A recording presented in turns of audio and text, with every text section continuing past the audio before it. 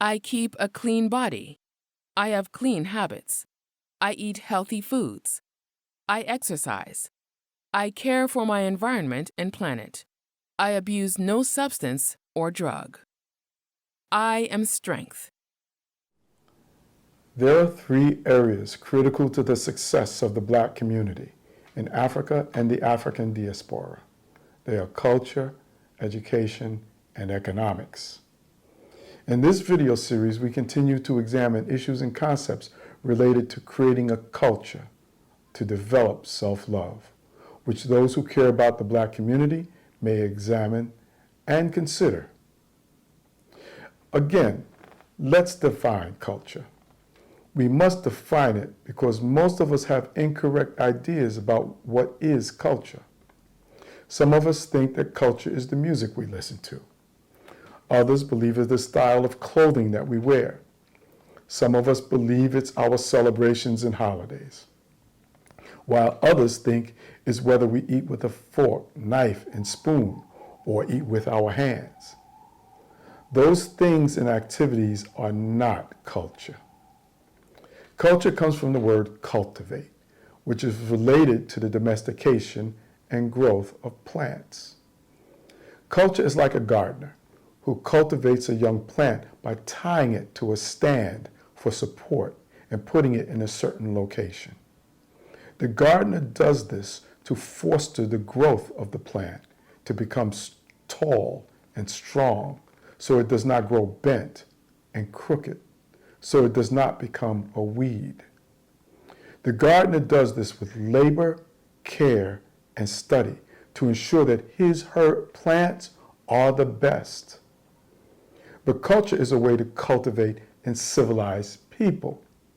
This is done by tying people to universal laws and standards of behavior based upon the foundational premise, do good, do no harm.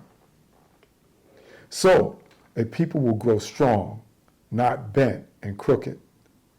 With that as its foundation, culture will prepare you for life, foster your growth, and improve you as a person and as a community.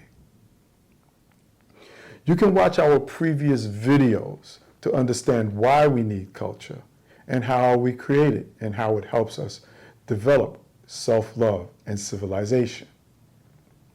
Today, we will discuss a universal law called I am strength and its role in creating a culture of self-love.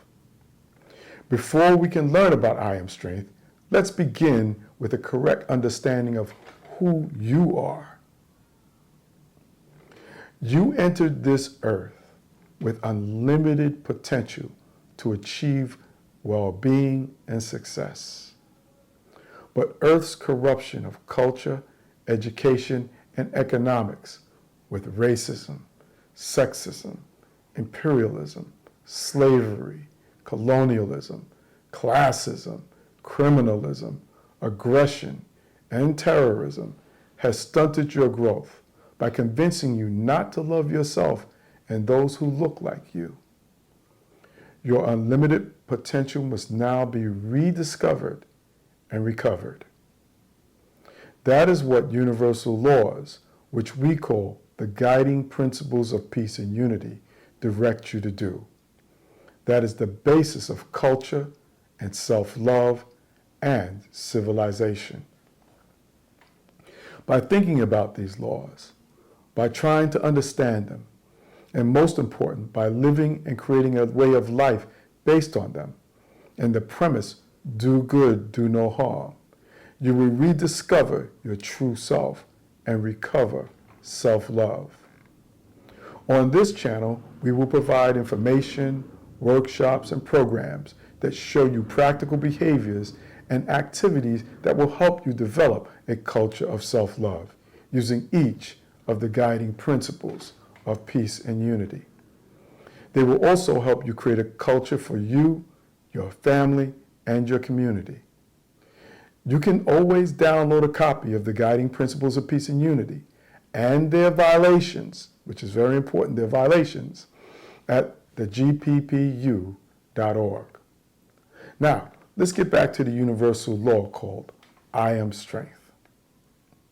Your physical body and our earth are the most important material resources you have in your life.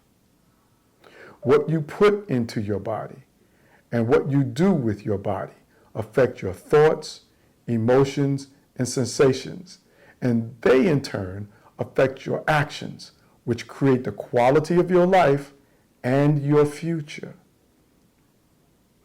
Watch the following.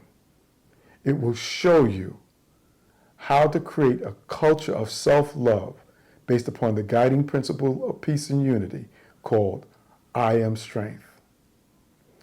Until we meet again, do good, do no harm.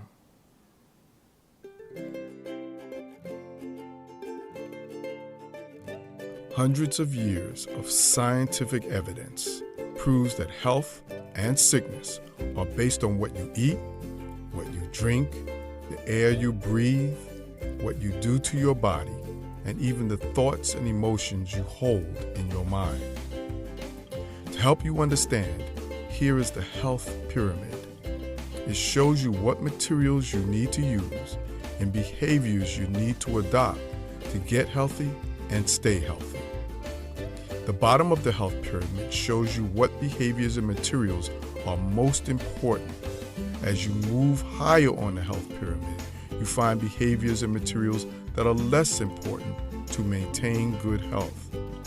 The behaviors and materials at the lower levels of the health pyramid are most important to prevent and fight diseases. If you don't have this diagram, you can download it on this website at the resources section. At the bottom of the health pyramid, most important are foods and nutrients. Next, lifestyle choices. Then come non-destructive medicines and healing approaches. Last, at the top, are drugs and medical technologies. Of course, if you break your arm, you need the immediate acute care at the top of the health pyramid.